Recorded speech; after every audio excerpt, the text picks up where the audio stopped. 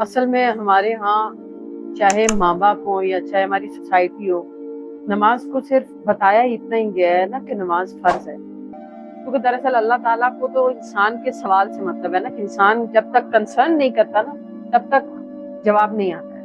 مردوں کے بارے میں تو نبی علیہ السلام نے فرمایا ہے کہ جو مرد گھر میں نماز پڑھتے ہیں میرا جی چاہتا ہے میں ان کے گھروں کو آگ لگا دوں. جب میں نماز پڑھنے جاتا ہوں اور میں نے اکثر حدیث کا حوالہ سنا ہے کہ قرآن اور حدیث میں اس طرح ہے کہ جب آپ نماز پڑھنے جاتے ہیں تو آپ مطلب ہے کہ اللہ تعالیٰ سے ملاقات کرنے جاتے ہیں، لیکن وہ چیز مجھے فیل نہیں ہوتی. ایک ہم بس وضو کر کے کپڑے پہن کے مسجد چلے جاتے ہیں یا پھر جائے نماز پہ کھڑے ہو کے نماز پڑھتے ہیں، تو وہ چیز ہمیں کیوں نہیں فیل ہوتی؟ ملاقات جو ہوتی ہے کہ اللہ تعالیٰ سے ہم ملاقات کر رہے ہیں. بلکہ میرے زیادہ تر دوست صرف جا کے وہ نماز پڑھتے اور واپس آ جاتے ہیں، بس وہ فرض سر سے اتارتے ہیں کہ بس نماز فرض ہے.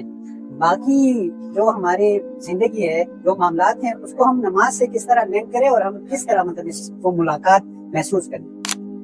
اصل میں ہمارے ہاں چاہے ماں باپ ہوں یا چاہے ہماری سوسائٹی ہو، نماز کو صرف بتایا ہی اتنا ہی گیا ہے نا کہ نماز فرض ہے اور آپ نے چھوڑی نماز تو یہ سزائیں ہیں.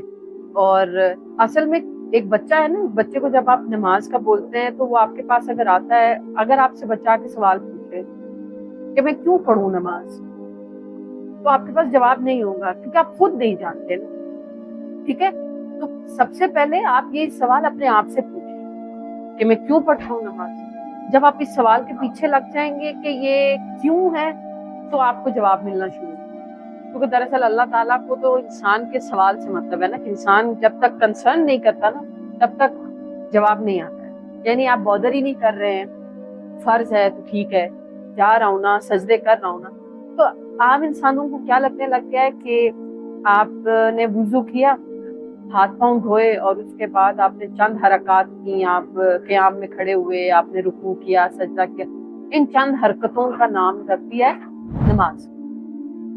نماز کو جو ملاقات کے لیے بنایا گیا ہے اس میں ایک کیوں کا جو ریزن ہے وہ جب تک ہم فائنڈ آؤٹ نہیں کریں گے آپ کو ملاقات نہیں ملے گی. کہ آپ کو کہا جائے کہ آج آپ کی کسی بھی ہائی فائی پرسنالٹی سے، کسی وی آئی پی سے آپ کی ملاقات ہے، تو آپ سب سے پہلے دیکھیں گے کہ میرا لباس کیسا ہے، میری ہائیجین کیسی ہے، میں دکھنے میں کیسا لگ رہا ہوں. اور بعض دفعہ انسان شیشے میں دیکھ کے پریکٹس بھی کر رہا ہوتا ہے کہ سامنے والے انسان سے میں ہاتھ کیسے ملاؤں گا، میں بات کیسے کروں گا. کنسرنز ہوتے ہیں کیونکہ آپ نے ملاقات سے پہلے ہی اپنے دماغ میں ایک اورا کریٹ کیا ہوا ہوتا ہے کہ ایسے ملاقات کروں گا.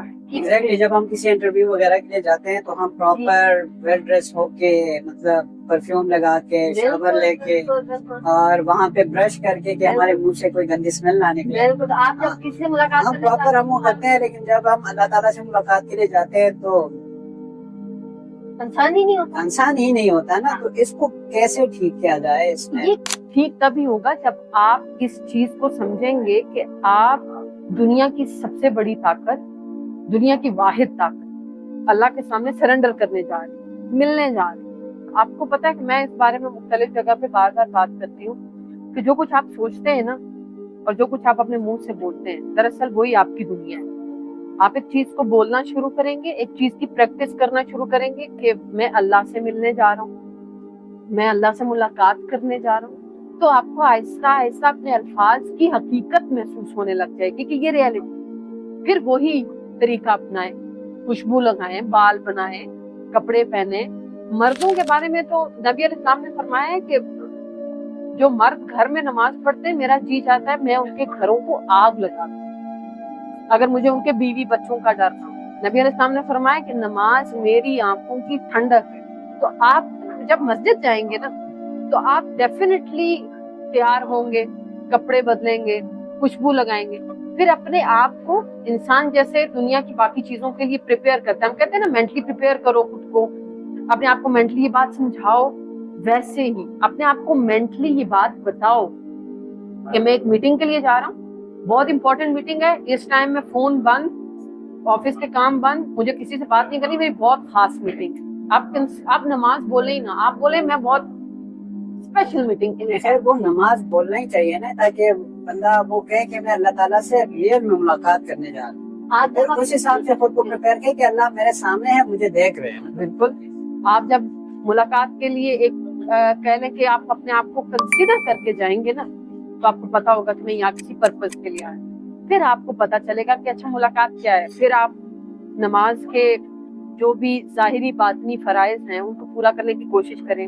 और सबसे मेन इम्पोर्टेंट चीज, जो पाकिस्तानी एशियन लोग हैं जिनको अरबिक नहीं पढ़ते, आप नमाज का तर्जुमा एक दफा जानें। कहना क्या चाह रहे हैं आप? जब अल्लाह से कह रहे हैं कि इहदिना सिरातल मुस्तकीम, तो आप क्या कहना चाह रहे हैं? आप किसी आम बंदे से, किसी बूढ़े बंदे से पूछें, वो उसको नहीं पता होगा कि मतलब। आप अल्लाह ताला से दरअसल कह रहे हैं कि ए अल्लाह, मुझे सीधा मुस्तकीम रास्ता दिखा। मुस्तकीम के बारे में तफसीर में आता है कि मुस्तकीम ऐसी सीधी चीज को बोलते हैं कि जिसमें जरा सी भी, एक राई के दाने के बराबर भी टेढ़ापन पॉसिबल ना हो, इतनी सीधी जो चीज होती है उसे मुस्तकीम कहा जाता है। तो इस तरह का रास्ता आप अल्लाह से मांग रहे हैं नमाज में, आपको पता ही नहीं है कि आप मांग रहे हैं। ठीक है, तो ये सूरह फातिहा के अंदर आपके लिए दुआ है, आपके लिए मतलब सूरह फातिहा एक तरह से कुल कुरान का मजमा है। ये बातें बेसिक हैं, लेकिन हमारी सोसाइटी में नहीं। आपका कारी साहब का जुम्मे के दिन खुतबा होता है, कारी साहब के मुख्तलिफ चीजों पे खुतबे होंगे, पांचा ऊपर कर लो, दाढ़ी लंबी कर लो, वुजू ऐसे किया करो।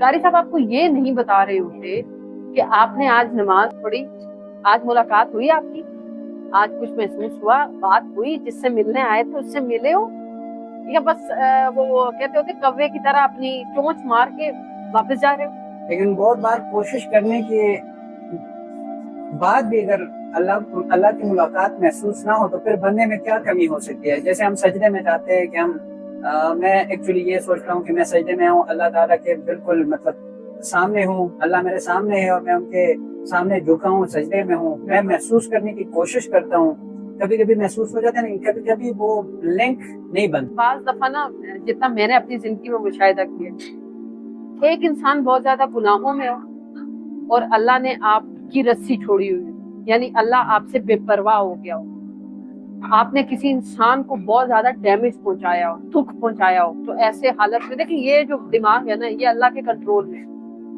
आप अल्लाह को तभी पा सकते हैं जब आप अल्लाह के कवानीन को चलाएं। एक बंदा बाहर है, सूदखोर है, दूध में मिलावट करता है, बेचने नाप तोल में कमी करता है, वो जाके नमाज पढ़ के कहे कि मैं मुलाकात करने आया हूँ, अल्लाह क्यों मुलाकात करेगा?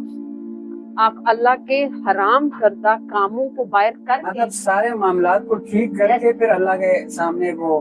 तो नमाज के बारे में एक कुरान में जो बात है कि नमाज आपको बेहयाई से रोकती है, इसकी जो अगर इस आयत की रूह मैं अपनी तरफ से किसी को समझाना चाहूँ तो मैं ये कहूँगी कि जब आप रियल में नमाज पढ़ते हैं ना, और आप जब बाहर के तमाम करतूतें छोड़ेंगे, तो दरअसल आपको नमाज में अल्लाह से मुलाकात करते हुए हया आती है कि अल्लाह के सामने अभी मैंने चोरी की, अब मैं अल्लाह को क्या मुंह दिखाऊं, और मैं किस मुंह से मतलब मैं खड़ा होगा, मैं और मन में मुझे पता है कि मैं दगाबाजी करके आया।